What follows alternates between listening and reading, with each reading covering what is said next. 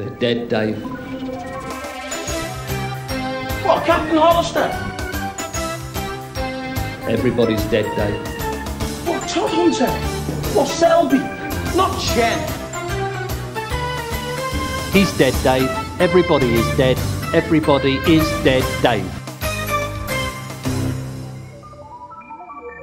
Hello there, everyone. Welcome back to Everybody's Dead Dave, the Red Dwarf review podcast featuring myself, Adam Martyn, and as always, my co-host, Philip Hawkins. Hello. That do be him. And we are back with another special on our podcast. If you're relatively new, we've finished the first 8 series of Red Dwarf, the BBC era. We've gone from the very start, or the end, I should say, all the way up to Only the Good. And don't worry, we're going to get to the Dave era, Back to Earth, all that jazz. But we thought we'd kick back a little bit, do some specials, some fun stuff, and this time we're doing a Q&A, aren't we, Phil? Yeah, we've asked people out on Twitter. We put a tweet out and said, hey, has anybody got any questions for us? Our views on Red Dwarf, or, just anything, really. If you want to know anything about us, about the pod, about our opinions on Red Dwarf, throw them at us. Yes, and you certainly did. We've got quite a number of questions to answer today, which we'll get to. So, tell you what, let's not waste any more time. Phil, would you like to do the honours and read us the first question? Absolutely. This comes from Joel Catherines, and they say, Red Dwarf went through a lot of major changes season to season on both sides of the camera. What's the one change you wish the show hadn't made? Ooh. Something you think was a bad decision? Also, which change was the best and most helped the show continue successfully? That's very... Well, would you like to answer that first? That's very interesting. I posed the question. Do you need thinking time for this? No, I can answer it now if you like. For thinking. You go first. Okay. I read the question. The one change the show I wish hadn't made, it's tricky. Well, in Series 7, which, as you know, especially from our ranking, the first half of Series 7, I really love. Like, I love yes. I have a feeling we've got the same answer to this. Oh right. Well, I love like the filmic quality of it, the fact the first few episodes are quite grand in what like their scope is, and how they contain a bit more like dramatic elements as well as the comedy, which I quite liked. And then it sort of decides, no, we're going to stop doing that, and obviously Rimmer leaves for a lot of this series, and I know that's more. When it's a change, it's not like that was Chris Barry's choice, of course, wasn't it? He just decided he didn't want to be so tied down to this after doing the British Empire as well, which, as an actor myself, I completely get it about being typecast as like one kind of character. But I just think, and no disrespect to Chloe Arnett who comes in, but I just think the way her introduction is handled, like Aurora Boreas is like decent, I think, in how it sets that up. But then the rest of that time, like, things like Duck Soup and other stuff like that, it just sort of floundered for me. So that's my change that I wish they hadn't made. The shift away from like the filmic, more ambitious, slightly more dramatic episodes, back to sort of the standard fare, which is fine. I'm not saying standard Red Dwarf is bad, but do you get what I mean? It's like they pushed forward after this like 3-year break. It's like we're really gonna sort of reinvent this show to be a bit bigger than it was. And then they decided to pull back, and it just feels I wish they hadn't done that, but hey, that's showbiz for you. And this change that is the best, well, again, I'd argue it's those first few episodes of Series 7, like coming into that, because obviously you knew before I did. Those first 2 episodes in particular, Tika to Ride and Stoke Me a Clipper. I thought, oh wow, this is how Series 7 and 8 are going to be. It's going to be this like big, ambitious morph, and well, as you know, it isn't. Like Series 8 has, I think, trimmings of it, like, in the setting of the tank and things like that, but for me, nothing really reaches those heights of the first 2 episodes of Series 7 again. So yeah, it's Series 7 focused. The change was good when it happened, and then they changed it again, which wasn't as good. But those are my 2. But what about yours? Mine's very similar. It's the exact same point, basically, but for slightly different. Mine is very much focused on the lack of Rimmer in the latter half of Series 7, and the loss of Rimmer there. Again, it wasn't their decision, like the creators' decision. No. Chris Barry decided to leave, and but I did just notice a massive difference there, and it just I really felt his absence in the show. And I just think the show needs him. And again, no shade on Chloe Arnett, because I do really like Pachansky and I thought she was a good addition. I would have liked her to have come in, maybe have Rimmer go off for one episode.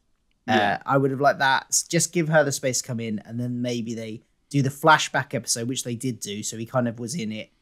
Like, there was a little bit of crossover because they had the episode with the flashbacks to him and the Rimmer song. Yeah. And then maybe in the next episode he could have returned. We could have had an Ace Rimmer returns and then he comes back on or something. Something like that. I don't know. I just think not having Rimmer there didn't quite work, unfortunately. Yeah. So I was glad he's when like he, one when of he came back. the core four, isn't he? Yeah, exactly. It just doesn't feel right without him.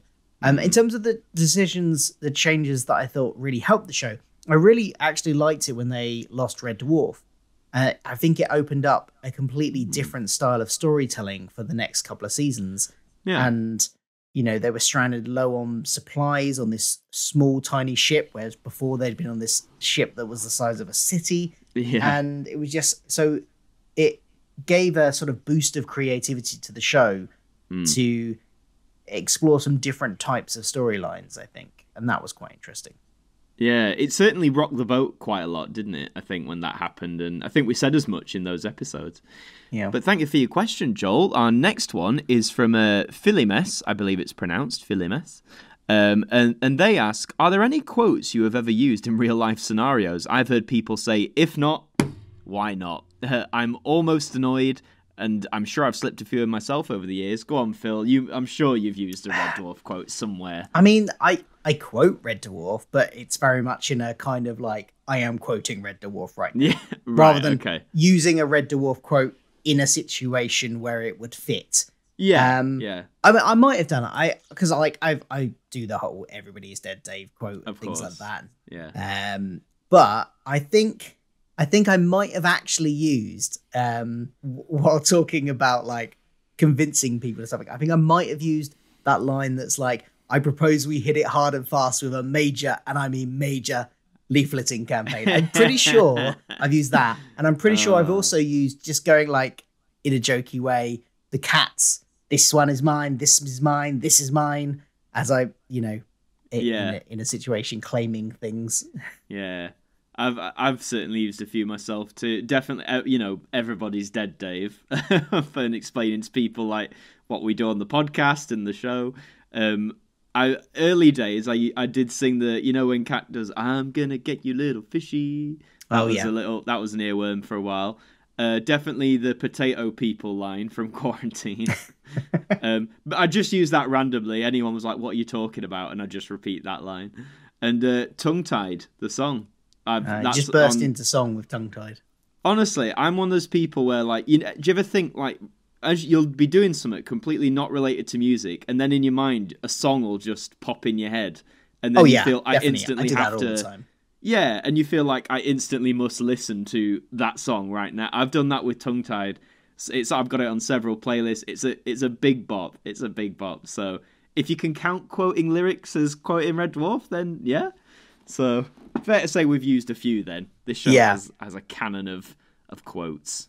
Yeah, on the subject of quotes, I suppose this is very similar from Arlo Macmillan at The Real Arlo Who is, what's your favourite Red Dwarf gag? Oh, so many to choose from, and so many have probably been forgotten by myself. Do you know what, at the minute, first one that came to my head, it's a recent one from Series 8. I think it might have been one of the Pete 2-parters, I'm not sure. Or maybe it was only the good. No. Or was it Crichton TV? The one in which, you know, when Crichton leaves the alcohol in their bunk and they try and drink it and they go absolutely... Yeah. Is that Crichton TV or is that in Pete Part 2? Because Crichton sets them up. I'm pretty sure that's only the good, isn't it? Oh, it might be. Yeah, it could be only the good, that recent. But yeah, I think I said it at the time, but both of their physical acting. Because let's say playing drunk when you're not drunk is really difficult because I think so many people... you know, instantly go overboard. Like, they sway their body from side to... and instantly talk like, yeah, proper... And I think they progress in it really well, and that makes it even more funny, because you gradually see how this stuff is, like, affected. And then by the end, when, what's his name? The guy we like with the glasses comes in. What was his name? With the glasses. You know that character, the bald one? Oh, do you have glasses? Or maybe not. But yeah, the Yeah. bald one who appeared at the start of the series that Yes. we liked. And I'm annoyed I can't remember his name. But by the time he yes. comes in and they're like leaning on his shoulder, it's just great. So off the top of my head, I'd say that's my favourite gag at the minute. But I'm sure if you showed me like a compilation, then another one might. Yeah, because I'm sure. Like I just went with the first one that came into my head. Yeah. But I'd probably forgotten other ones. But I instantly think of Lister to Red Dwarf. We have in our presence a complete smeghead. Yeah. That one, it's just the line delivery on it is brilliant. I loved that. Craig Charles, man. What a delivery. I've just remembered as well, that character's name's Ackerman, isn't it? Ackerman, yes, that's it. Yeah. It just, I again, don't think there he's you go. got glasses, though. No, I could have just, do you know what, I'm probably thinking of, do you know Alex McQueen? Have you ever seen The In-Betweeners? I've seen a few episodes of it. You know Neil's dad, the bald one, who's always like the butt of a joke? Or better example, because you listen to Big Finish, Phil, we're Doctor Who fans. In the Dark Eyes series, the Master in that. Oh, yes. That's Alex McQueen. Yes. I know he doesn't have glasses on the box, but Who? I think I was picturing him with glasses. Random tangent. I went to the cinema to see the new Downton Abbey movie, and that guy is in that. Is he? Yeah. Alex McQueen. Oh, that fits though, because he always plays those like quintessentially British. Yes, he's playing a like sound recordist that's with the film crew that's recording at Downton Abbey. And I was like, that's the Master. That's the Master.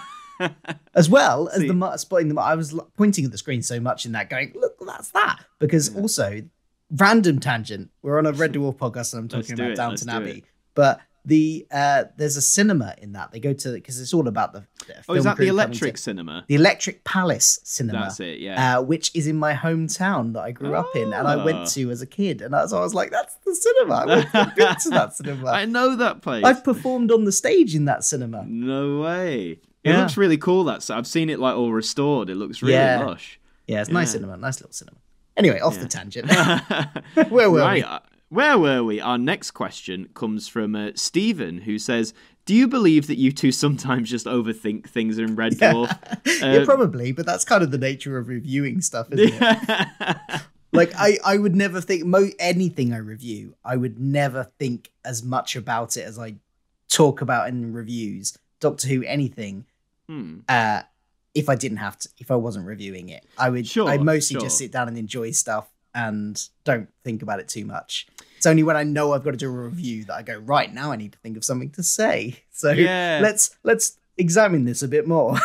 I'd second that, really. I mean, I'll also lean in, yes, I probably just overthink things in general. Like, I know I'm like that as a person. Like, if there's something to be overthought, I will likely overthink it. But I just think it just makes an interesting discussion. Whether it's like, it might not have been the intention in the show or whatever, but I just think it makes an interesting talking point, like what it could have been the intention. Because I think we never say it is, like, directly. We never say, this is what they meant. But we're like, it could be a reference we don't to know this, what or it they could were be thinking when they wrote it. So. No, not unless we asked them, like, straight up. It's like, hey, what's going on? But no, yeah, I mean, I know I overthink things, but I just think it's part of the fun. I enjoy sort of delving into stuff that isn't there just for the fun of it. And like you say, like, if I wasn't doing it for a review show, I probably wouldn't do it generally. It's like when I watch Doctor Who now. I went through a horrific period when I was a teenager, like 13, 14. It was the Matt Smith era, where for some reason I got in my head that it's probably because I started watching like reviews on YouTube and stuff. It's like, right, every time I watch an episode, I have to be very critical. I've got to look for things to complain about. I've got to overthink everything.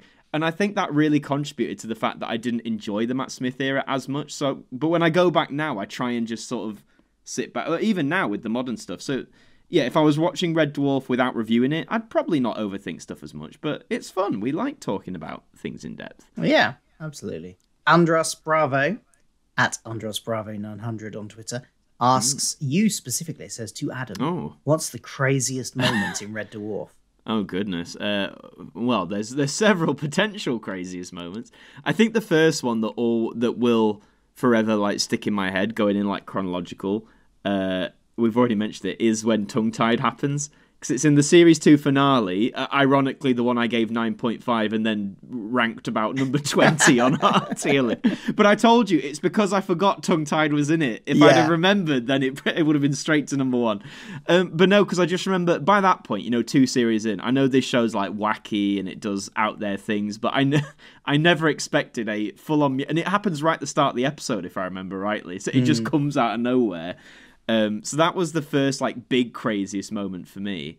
In terms of what I've seen on the whole so far, it was the probably sort of reveal. I think it's in Better Than Life, when they come out of the simulation where the Timothy Spall character is, and it's revealed. That's not Better Than Life. That's Back to Reality. No, that's it. Sorry, get out of me. Back to Reality.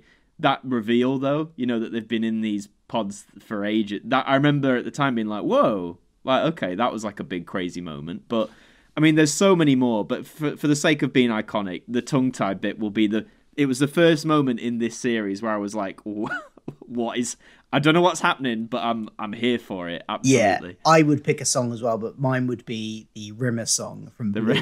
Like, you got the little tiny dancing Rimmers. It's just so surreal. And the song, and it's just so funny. Yeah, it is good. That's crazy. Or another crazy, like literally craziest moment when Rimmer has slightly lost his mind and he's in the gingham dress and he's talking to Mr. Fibbles and saying that they'll have to face the king of the potato people. That is literally crazy. Yeah, but brilliantly done. Yes, Chris Barry and absolutely. Cask Theology asks, would you like any toast? Oh man, talkie toaster. What? Yeah, go on. I like toast. What about you, Phil? Would you like any toast? No, I do not want toast. We want no muffins, no toasts, no tea cakes, no buns, baps, baguettes, or bagels, no croissants, no crumpets, no pancakes, no potato cakes, and no hot crust buns, and definitely no smegging flapjacks. He's got it down. Do you know what? I'd be surprised if that wasn't a T-shirt somewhere. Someone's written that all out. If it's not, we need to make it. And we need to make it. We have a merch store, by the way, people. If we do. I need to come up with some new designs for that because currently it's just the generic show logo stuff and us in our cartoon forms. But I think things like this definitely would make a good T-shirt. Well, again, if no one's done it, then we'll be jumping on that. We've got one from Dr. Nerd / Red Dwarf Nerd at Dan Reed Videos. Friend of the show, former guest. Friend of the show indeed. They say, if you could make a sequel to any episode, which would it be? Ooh, this is a difficult one. A sequel? There's a few options, I think. Not so much a sequel to a specific story, but just I'd like to see a returning race. I'd like to see the Simulants again. See what's going on with them. Yeah, I think some kind of sequel to Smoke Me a Clipper would be good, where we get very good. The return of that ace. Yes, coming back. But I think the biggest one, my main one, is probably a sequel to Parallel Universe. Oh yeah, and I would have it that his sons return from Jim and Bexley. From that parallel universe as adults now in their, I don't know, 30s or whatever, 20s or 30s. To confront their dad, as it were. Or just to, come and visit their dad and madness ensues. I think that would make a really good, interesting one. And it'd be a great callback to a really early episode as well. Absolutely. Good choices, Phil. Good choices. My one, I don't know why. I'd love to see Queeg come back. Yeah, I quite liked Queeg. I know obviously there's revelations in it that like Norman Lovett Holly was sort of pulling the strip, but I don't know. I liked Queeg. It'd be cool to see Queeg come back. What else? I agree with you on Jim and Bexley, absolutely. I'd also love to see a sequel. I don't know how you'd do it, but I'd love to. A sequel, not necessarily in terms of story, but something in a similar vein of Tika to Ride, sort of like that hopping about history and. Again, if it was something like that in that vein, I think I'd be down for that. That's something, absolutely. You might not be too disappointed if you want another history hopping. Oh, I'm looking forward to it already. It's going to go straight into the top 10. I can see it now. Sorry, Parallel Universe. Oh, dear. We got a question from Jimmy Wolf, another friend and former guest of the show. Hi, Jimmy. Question for you both. because I think the answer might be different for you both, as one as a nostalgic fan and one as a new fan. The question is, while some things will be dated by today's standards, do you think the overall humor and references still hold up? What do you think as a new fan? I'd argue on the whole, yes. I mean, it's not perfect. I think we've both acknowledged along the way there are obviously some pop culture references that are of the there time was a the few I episodes had to came out. explain to you along the way, wasn't there? Yes, I remember you Shake and did. Vac. I had to explain. Oh, Shake and Vac, yeah. I mean, I like 80s and 90s pop culture, so some of it I did get, but I think I even acknowledged that, you know, for those who maybe aren't, they'd be a bit like, what are we talking about? But you could argue that sort of stuff plays any show that you watch back now, that references stuff of its time. But no, I think the humour on the whole stands up. The actors do a good job. That's the key part of it, I think. And the humour is quite universal in a lot of ways, I think, and fairly timeless. There are some jokes we've acknowledged again that nowadays you'd be like, okay, you wouldn't do it in that way, or you wouldn't do it at all. Yeah, but again, there's like that's there's a few cringy moments that made us wince in the early stages, but for the most part, the humor absolutely flies today. I would actually say, ironically, even though there were one or two moments in the early series, the worst one by far is Series 8.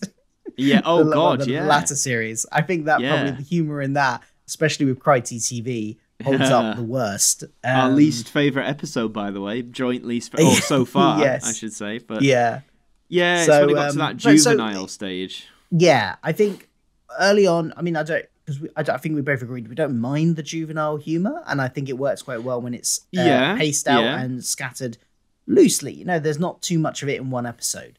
There's the occasional like juvenile gag, and it's funny. When in Series 8, they kind of went a bit too strong on that. Yeah, they turned the dial up a bit. And it was kind of like lots in every episode. And it didn't quite, so that doesn't quite hold up as well. But for the most part, I would say, definitely it still holds up. I still find it funny. And there's some of the references to younger people might go over their heads at some of the cultural references and references to products and other things. Like, also, I don't think you knew who Ruby Wax was when she came on as a little cameo. And things like that are going to go over the heads of newer viewers. But I don't think any of them are enough to like take you out of the plot. They're just like, you don't know who Ruby Wax is. She's just a random extra that's come in to do 1-2 lines, as far as you're concerned, that person on the TV. It doesn't ruin the story that you don't know who it is. But anybody watching it that's like my age or older just has that little extra like, it's Ruby Wax. So I think it holds up really well, actually. Yeah, I'd feel confident in starting someone who's like myself, who's never seen it. Do you know what I mean? I wouldn't think, on the whole, they'll think it's so dated. I think, you could say production values and stuff, but I think the humour checks out and the stories check out, most of them, which again is important, you know. Absolutely. So thanks for that, Jimmy. So we've got one from Midnight Chimes at KAT Can't Cope, who says, I guess this is more for Philip. Upon rewatching the episodes, have any stood out to you as being better or worse than you remembered, or have your opinions changed in any other ways during the marathon? Yes, there were 2 episodes and one I remembered being better than I thought it was, and one I remembered being worse. Oh, so you've got specific ones. Yeah, I have specific ones. Backwards, I didn't enjoy it as much as I remembered enjoying it. Not to say it was bad. It wasn't bad, but I think I said this in the review, because it's very visual gag heavy. Because I knew what was coming. A lot of it's slapstick. Kind of like when you know slapstick is coming, it's not necessarily as funny when you know the visual humor is coming, as opposed to line delivered jokes. I think I just knew it too well, and I just didn't find myself laughing as much as I expected to, because I remembered it being a funny episode, but I didn't find it as funny as I remembered it being.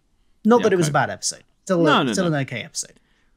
And in sort of the opposite of that, even though I still ranked it my least favourite episode, Crikey TV was better than I remembered it being.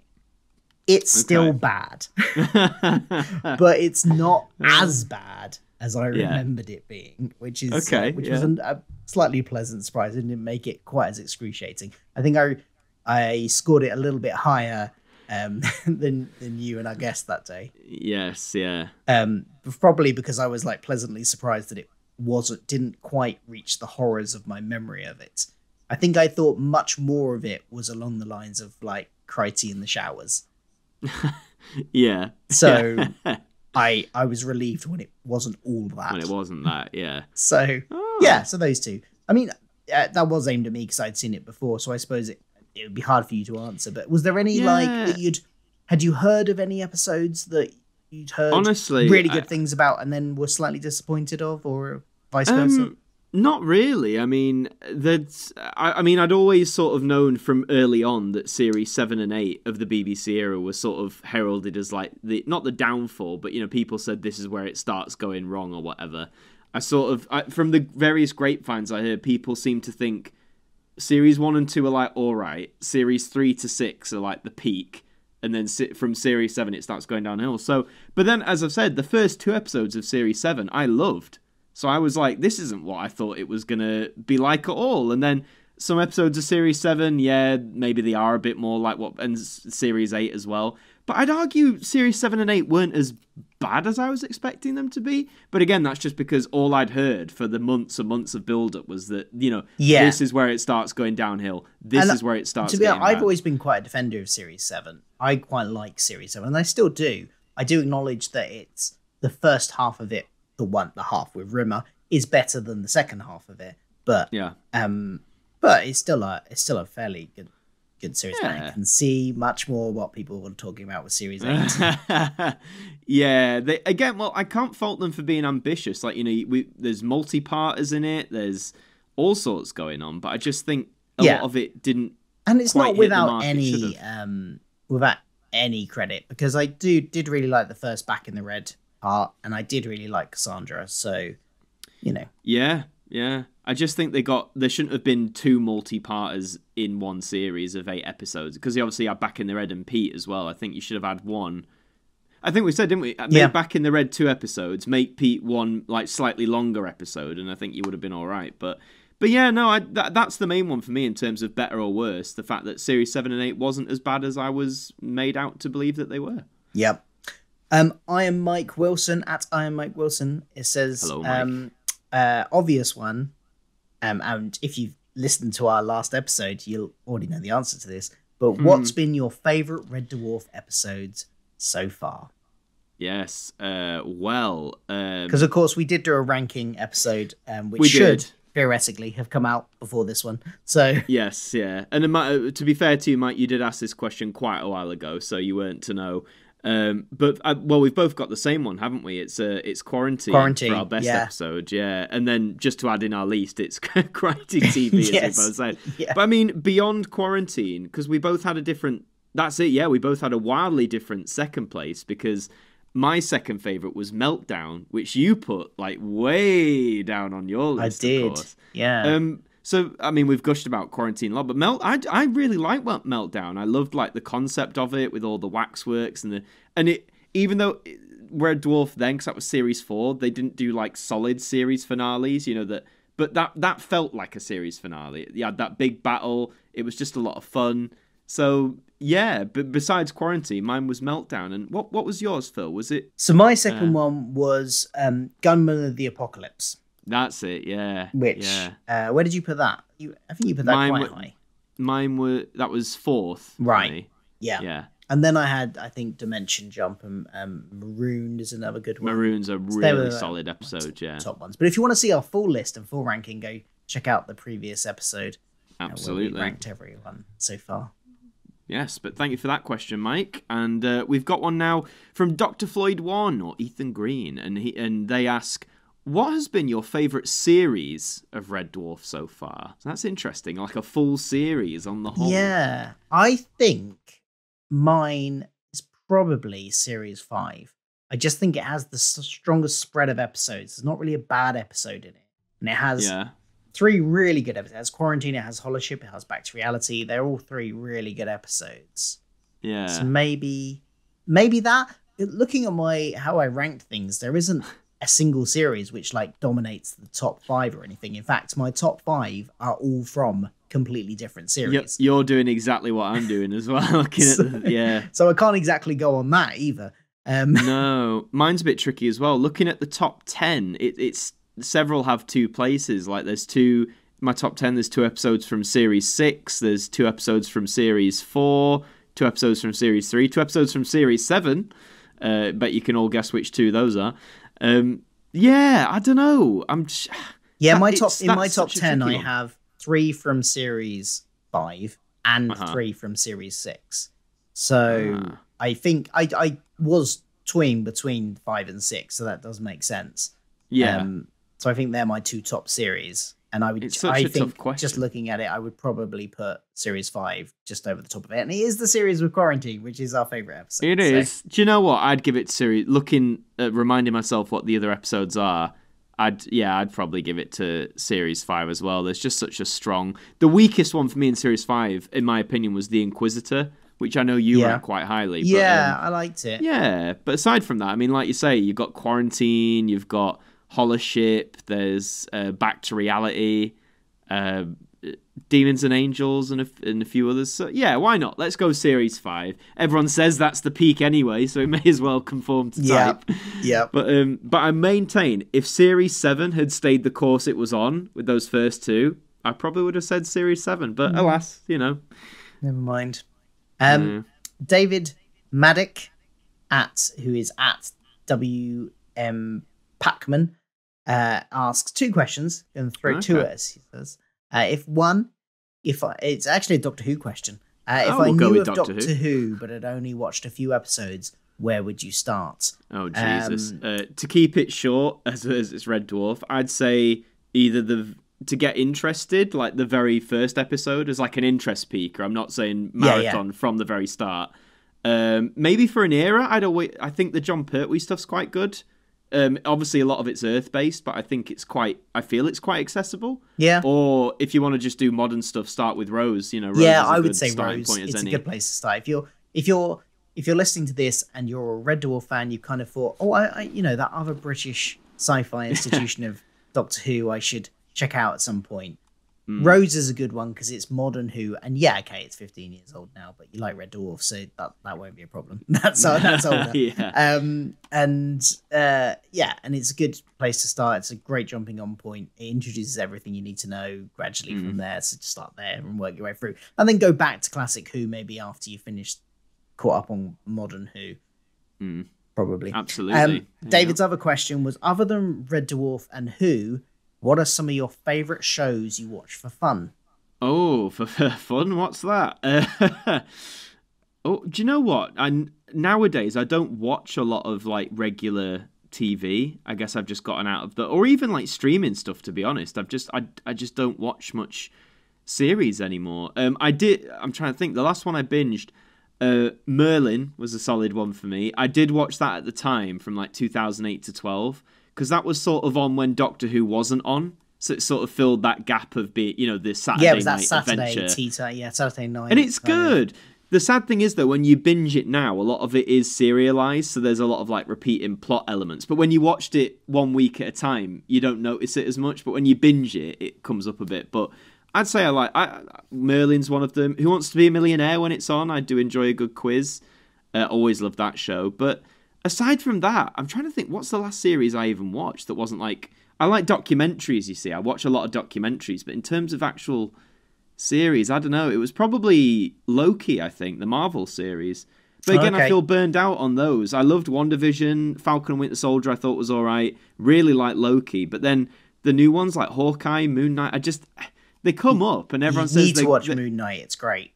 So I've heard, but again, I don't know what it is. I think I'm just a bit burnt out from Marvel. Yeah. Like I went to see Doctor Strange the other day, and it was fun, but even I was like, I think I'm a bit tired. It was the same thing with Star Wars, Yeah. When they had Force Awakens, then Rogue One, it's like, oh yeah, that's cool. Now I love The Last Jedi. I don't care what anyone says. I sort of like what it did. Yeah, but then me too. But then you had Solo, which I'd argue was fun, but did it need to exist? And then Rise of Skywalker was Rise of Skywalker, and then they're doing all these like Mandalorian was good. But do you know what I mean? It's like there's so much happening at one time. There is, and there's so much TV just generally these days. It's really hard to keep up with stuff that you might want to watch. There's so many TV shows which I have just never finished and haven't watched a season of. Like, I've gotten 2 seasons in, and then I haven't seen an episode of them for like 3 years, the last 3 years, but I know I've got like 3 more seasons to go, and I just haven't found the time to finish them. In terms of current shows that are currently airing that I watch all of the Star Trek shows. So just finished Star Trek Picard. There's just a new one started, Strange New Worlds. That's really good. The first episode of that was really good. I do watch all of the MCU TV shows. So just finished Moon Knight. That was really good. Yeah. And the Arrowverse as well, another superhero side of things on the DC side of things. You got the Flash, Batwoman, Legends of Tomorrow. That got quite big, and because they're all interconnected and have crossovers, I kind of try and follow them all, but it's hard to keep up with because there's so many shows. Aren't they winding it all down now? Well, they seem to be. Legends of Tomorrow's ending. And... Legends of Tomorrow and Batwoman have now been cancelled. Supergirl ended last year, so there's now the Flash is left. Superman and Lois is still going. There's a new one which is kind of not maybe connected or may not be, called Naomi. I'm watching it because it is dealing with, it's definitely not set on the same earth as the rest of them, right? But it's a show that deals with the multiverse, and it is a DC show, so at some point that word again. They may cross over at some point, so I'm watching it just in case, because I got tripped up by this before because I didn't watch Black Lightning. Right. Because I thought, this isn't connected to any of the other shows. Yeah. Then they connected it, and they had it as that they were just parallel universes. And that's in how the they same get universe. you, Phil. And I was like, exactly now I've got to. Get you. Now Black Lightning is appearing in a crossover with the Flash and everybody else. I've got to go and catch up with Black Lightning. So I had to do all that. So I was like, I'm not getting quite out like that again. I'm watching Naomi from the start just in case they cross over. And I'm watching Stargirl as well, because it's also made by the same people, but again, set on a different Earth. So I'm like, just in case they cross over, I'm going to watch them. So I'm beyond that. And then the Star Wars shows, so Star Wars TV shows, I tend to keep up with as well. So yeah, all those kind of genre stuff, geeky pop culture type things that I cover on my channel. And in terms of random stuff that you might not think, I got really into Married at First Sight. Reality TV. Okay. My wife was watching it, and I was just editing something at the dining room table, and she was on the couch in the living room section watching it, and I just found myself watching it, and I was like, yeah, okay, now you can't watch any episodes of this without me. I need to find out what's going on. I've heard reality TV can sucker you in. Funnily enough, I vaguely know someone who was on that. I'm not going to say their name for obvious reasons, but apparently, from what I've heard since being on it, they are still happily engaged, married to. I don't know what happens, but you know that nice. The two people are together, which is nice. Oh, yeah, good for you, man. Good for you. I wish I watched TV more, but I think just between. Do you ever find it's like busyness as well? Because when I've got I can't believe I have to count. So I've got 2 actual jobs, contracted to work and stuff, and then I do YouTube as well, obviously. So between all 3 of them, and then going here, there, and everywhere for acting work, it's sort of like I don't have time to sit and watch. I've got my job. TV. I've got YouTube hobby. I've got acting. You've got hobby children. As well. I've got children. Generally I don't get much time to watch TV, and there's so many TV shows that get recommended to me that I know I would really enjoy watching. I just don't have the time for them. That's it. I really want to watch these shows, but there's just so many, and I just don't have the time. So there we go. Overcrowded. Yeah, I'll get to some of them eventually, but I'll never get to all of them. Hopefully we will. Yeah. We've got one now from Dean Parker at Dino275 on Twitter, who says, who came up with the name and to do a Red Dwarf podcast? They've loved the podcast, thank you, and they've been a Red Dwarf fan from being very little. Well, I believe it was your idea on both fronts, wasn't it? Yeah, because the origin of the podcast is that I think I had already been on your podcast, AMTV Radio. You had. And then, so we knew each other. And yes. I was my inaugural guest. Yes, I was the first guest on that. And then I was watching one of your. You used to do a Q&A, weekly Q&A thing on the channel, didn't you? Sunday catch up. The Sunday catch up. Yeah, that's it. Yeah, Sunday catch up. So I was watching one of those, and somebody asked you a question about Red Dwarf, and you said, "Oh, I've never seen it." And so I was straight away, I was like messaging you going, oh, you've never seen Red Dwarf. How would you fancy watching it and doing a podcast reviewing it? And you were like, yeah, okay. I don't have any time at the moment, but maybe in a few months' time. And then we did. New Year happened, lockdown happened, and we were like, yeah, let's do it now. And that is how it was born. And I think I pitched a load of I came up with a load of names and suggested them load to you. This is the one that stuck. I kind of had to leave it to you in a way because I knew nothing. I had no idea. Like if you'd have left it to me, it would have just been called like the Red Dwarf podcast or something like that. But, the name wasn't cemented until like our third or fourth episode because it kept on slightly changing. We kept 1 week it was Everybody's Dead Dave, and next week it was like They're All Dead Dave. And we didn't quite solidify it until we had the logo designed, by which point we'd already recorded like 4 episodes. We had. So and at that point we were like, right now, this is the title. Yeah. Hey, mistakes make it more interesting, right? Yeah, exactly. Can you remember when we used to call the scutters all sorts of things because we couldn't remember what they were called? They were like scuttlebugs. Scutterbugs, that's and all sorts of things. So if you listen to our first few episodes, sorry about that. And that's coming from me as a long-time fan as well. I couldn't remember what the scutters were called. That'll feel so long ago now. That was like March 2021, wasn't it? I mean, we're recording this. It's now May 2022. So yeah, absolutely. Crazy. And then our final question for today is from, I don't know how to pronounce this, Meltham Rob? Yeah. Or Meltham Rob? One of the two. Yeah. At Meltham Rob 1 or Meltham Rob 1. It's asking our opinion on an in-universe thing. So they say, I've always wondered, where was Red Dwarf originally heading to before the accident happened? And how could they let Rimmer, who continually failed engineering exams, be allowed to fix the drive plate? Wouldn't that be done by a qualified engineer? They smegged up there. So I don't think they ever actually mention where they were heading in the TV show. No. But in the book... Yes, I was about to say, isn't Red Dwarf it's a mining... it's a mining ship. It's within our solar system. Are they heading to Jupiter? I think they're heading to Jupiter, yeah. So they're on the moons of various planets in our solar system.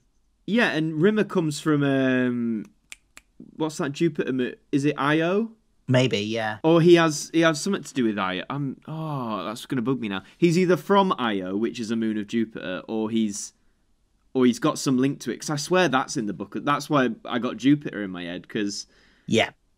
So in the book, and I think in the American pilots as well, which we haven't yet watched, they actually say that they are going to one of the, I can't remember if it's one of the moons or outer moons or planets to mine it, and then they will be heading back to Earth with the ore from that mining trip. Right. So it's all meant to be within our solar system originally. Like Red Dwarf isn't a ship that was meant to have left the solar system, but because the crew all died while they were on their way heading like out of the solar system towards the edge of the solar system, it just carried on going. Quite why Holly? Oh no, I know. I suppose Holly took it out, carried on going out the solar system to get the radiation away from habitable planets. That's true. Yeah, I suppose. I as you say in the book, I'm certain it's Jupiter. Or probably is like that. Yeah. And then how could they let Rimmer, who failed the engineering exam, to fix the drive plate? Well, again, in the book, I'm trying to remember how it explains him sort of getting in. I remember it talking about how he's not well, even though is it second level technician? Yeah. How he's not well respected by the third level technicians because he wants to create this sort of he's the boss impression sort of thing. But I don't know, maybe because how did he get the place though? It's all in the book, people. It's all probably there. In the book. I don't know. It was probably just an oversight, or I can't remember. I guess for the context of the show though, they weren't bothered about that. I guess in a way because they sort of set up that Rimmer wants to be like bigger than he is in terms of like his rank. But he's in no way competent to actually do it, I guess. Yeah. But no, you'd have to ask the creators on that one. You will. But yeah, they certainly smegged up if you're going on engineering standards. There we go. That's all the questions we've got. Thank you for those. Yes, thank you very much for leaving them. We should do another one of these sometime in the future. We'll definitely do one like after we've finished all of the episodes. So after we get past Promised Land, we'll do another Q&A. Yes. You can ask us our opinions on the latter half of them. The Dave era. The Dave era. as people keep naming it. But no, thank you to everyone who asked those questions to us on Twitter. It's very much appreciated. You can follow us on Twitter. We've got an account there. It's at AllDeadDavePod, where you can get involved. Like if we do Q&As like this, polls for potential like special episodes like this one, updates on the show, all that good stuff. So you can give us a follow on there. And as Phil mentioned earlier, we do have a merch store as well. So you can head there and check out. We've got designs on t-shirts, on mugs, all sorts of stuff. So go ahead there and check that out as well. And Phil, where can these good people find you on the World Wide Web? Best place is my YouTube channel. If you're not already there, it's just my name, Philip Hawkins. And yeah, talk about all sorts of geeky pop culture like Doctor Who and Star Trek, occasionally a bit of Star Wars and MCU stuff. Oh, and this podcast goes up there. So check out that, subscribe, like it, like this video, all that jazz, you know. Very good. Well, if you want to find myself online, I'm on Twitter at AdamMartynAMTV. You can follow me there. And I'm also on YouTube as well, which, as you say, is just my name, which is Adam Martyn for all my videos there. Oh, yes, I'm on Twitter too, which is at CultureFilter, which is filter is spelled Pilter. My name is Phil. Exactly. It's very clever. It's very good. It's very good. But yeah, we hope you've enjoyed this episode of Everybody's Dead Dave. It's been great doing this little Q&A. And the next time you'll see us, and correct if I'm getting it wrong, Phil, but the next time you'll see us, we will be tackling the bridge, isn't it, between the BBC era and Dave era. Is it the bridge or is it? Hold on. No, actually, we won't. Because you know what the next episode that's going to come out is probably... I say this now, but then plans change. You know how things are. Yeah. But I'm planning the next episode to be the review of Infinity Welcomes Careful Drivers before we then head into Back to Earth. Okay, fair enough. Well, don't worry, Back to Earth fans. We will get to it. We're not going to skip over it. We'll get to Back to Earth eventually. But once more, thank you for joining us. Check out our old episodes if you want to reminisce, sort of like we've done over these past few specials. And I've been Adam Martyn, he's been Philip Hawkins, and until the next episode, we'll see you later. Goodbye.